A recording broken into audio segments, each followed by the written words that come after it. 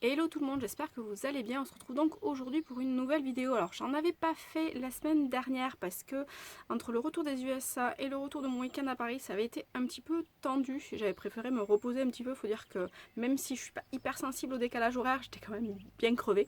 On va dire ça comme ça. Donc je suis aujourd'hui de retour. Alors on va commencer avec Nous sommes l'étincelle de Vincent Villeminot, qui est un roman vraiment superbement écrit, très prenant, qui nous réserve des surprises. Donc on est entre le passé et le présent, mais un présent dans le futur. Je sais pas si je suis claire, mais c'est pas grave.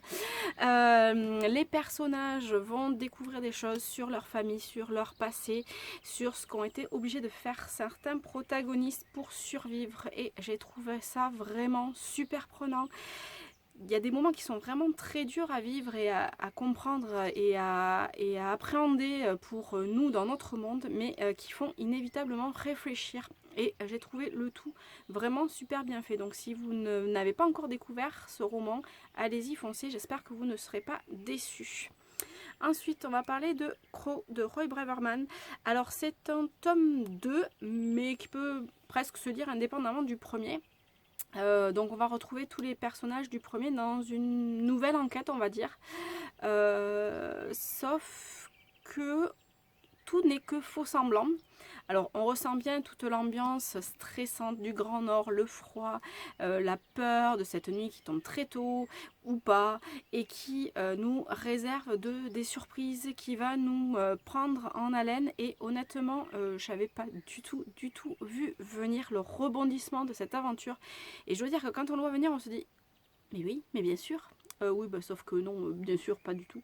L'auteur a vraiment l'art et la manière de nous tenir en haleine et de nous subjuguer jusqu'au bout. Alors, c'est quand même très violent. Il y a des passages,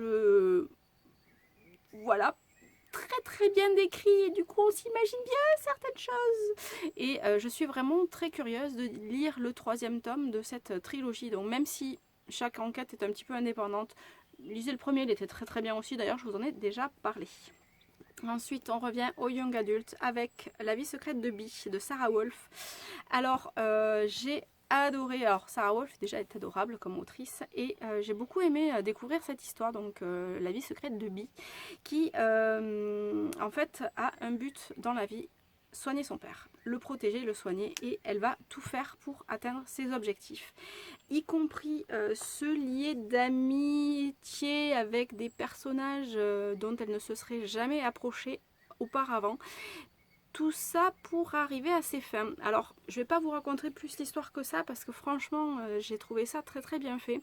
Ils sont tous très attachants. On se dit que Bee prend pas forcément les bonnes décisions, mais qu'elle le fait toujours avec énormément de cœur et en pensant toujours à son papa. Et c'est franchement super bien fait et c'est prenant du début à la fin. Ensuite, donc on est de retour dans le Strom de Benoît et Emmanuel, c'est ça, de Saint-Chamas, pardon. Donc c'est une nouvelle saga qui se passe après la première, donc pas besoin d'avoir lu forcément la première pour découvrir ce premier tome. Donc on va retrouver Raphaël et Raphaël, nos jumeaux, qui continuent un petit peu leur apprentissage et donc vont rentrer vraiment dans le vif du sujet.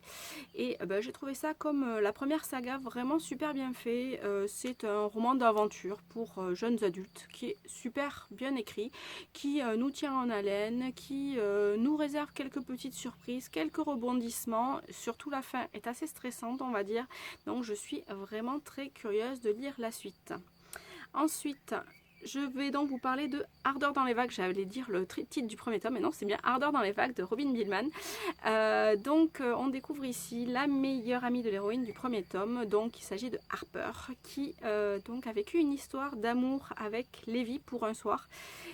Ils ont décidé de ne pas prolonger l'histoire, mais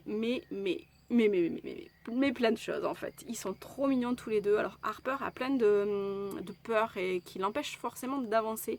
Et elle va petit à petit pourtant comprendre ce qui la bloque et essayer d'aller de l'avant. J'ai beaucoup aimé Levi aussi, qui nous montre un visage souriant, mais qui sait aussi dire quand les choses ne vont pas. Et j'ai trouvé ça vraiment super bien fait. Donc c'est une romance un peu seconde chance qui est toute mignonne et qui nous donne inévitablement le sourire une fois qu'on l'a terminée. Et pour clore cette histoire, on va repartir sur un thriller, donc d'une mort lente de Emily Shep. Alors, faut savoir que encore une fois, je rattrape le train en marche puisque c'est un tome, je ne sais plus combien, mais c'est un tome, voilà. Donc, du coup, on va découvrir, j'ai découvert, on va dire l'héroïne Jana qui est aux prises avec un passé qui revient dans son présent et pas pour le meilleur. Donc j'ai trouvé ça super bien fait, assez violent et gore quand même, mais du début à la fin on ne se doute pas de ce qui va se passer et j'ai trouvé ça très bien écrit, très prenant et les surprises à chaque fois qu'il y a un petit rebondissement sont très bien amenées. Voilà donc pour les 6 livres dont je voulais vous parler aujourd'hui. Je vous dis à très bientôt. Bye bye.